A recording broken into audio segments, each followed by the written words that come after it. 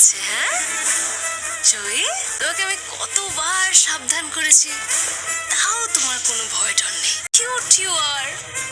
আমার ভালো লাগে বলো তো বারবার তোমাকে একই জিনিস নিয়ে ভয় পাওয়াতে, বড়দের মতো করে জিনিসগুলোকে দেখতে। তাহলে এটা বুঝতে এত প্রবলেম হচ্ছে কেন? তুমি সেটাই চাও না, আমার মার কোনো ক্ষতি করো না প্লিজ, প্লিজ আমার মার। এখন তো রূপা না, এখন তো জয়ী সরকার, রূপা সেনগুপ্ত। জানো তো, তুমি যখন মা বলে ডেকেছিলে আমি তো তখন ঘাবড়ে গেছিলাম। বলিনি, আমি সত্যি বলিনি। বলনি ঠিক, কিন্তু বলবে না সেটার কি গ্যারান্টি আছে?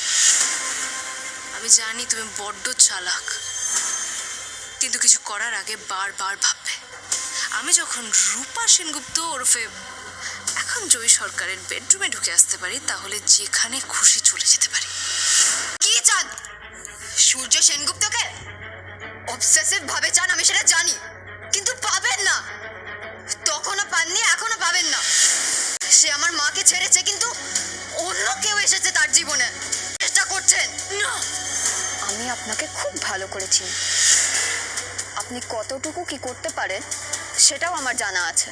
এবার খুব মনে রাখবে রূপা, অপারেশনের পরে কিন্তু তুমি আর নিজের মাকে চোখে দেখতে পারবে না। নিশ্চয় আগে কেউ জানতো না, আপনি খুঁজে বের করেছেন। আর হলে আপনি আগেই করে নিতেন। আপনি বহুবার চেষ্টা করেছেন, কিন্তু শেষ অবধি কিছু করে উঠতে পারেননি। তো রূপার মায়ের হাতের মার সাথে সাথে এটাও জানাবো যে আপনি মিশকা।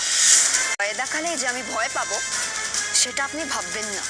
বড় বড় কথা বললে তার ফল কিন্তু ভুগতে হবে বলে দিলাম। মা জানে না যে আমি মায়ের মেয়ে।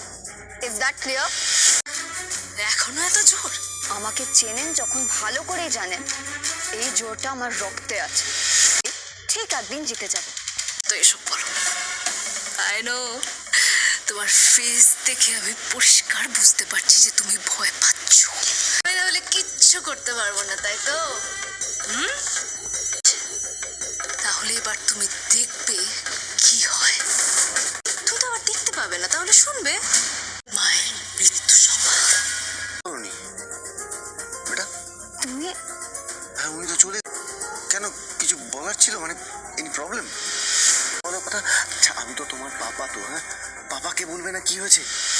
বলো না বেটা, কি হয়েছে বলো। যাবে না, পাপা উত্তেজিত হয়ে যাবে, কোনো কথা শুনবে না।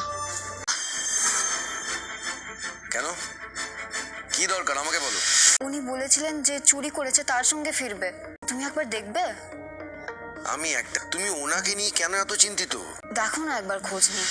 এখনো আছে মায়ের উপর, যখন গেছে কাকাইকে ফিরিয়ে আনবেই।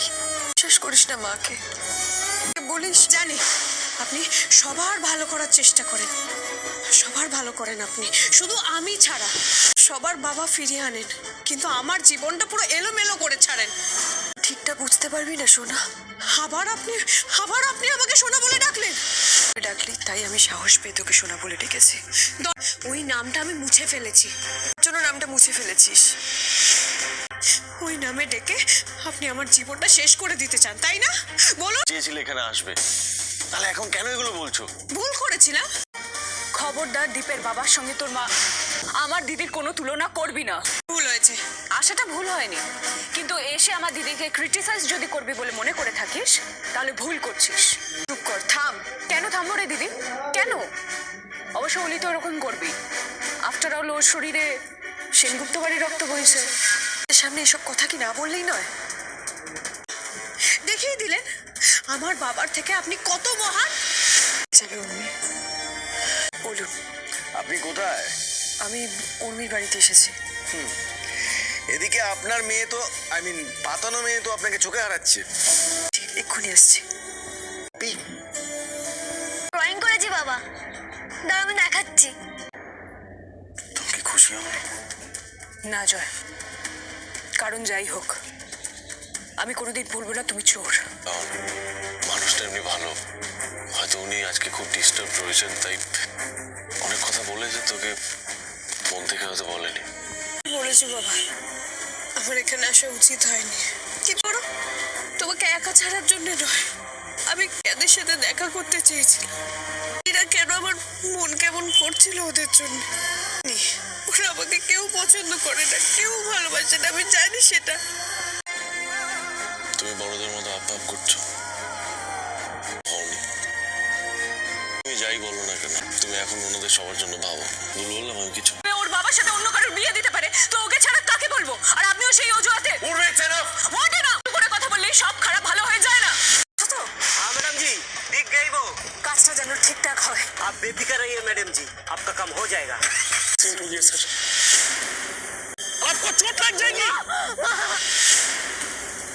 মা কি আর কোনোদিন ছাড়া দিতে পারবে না?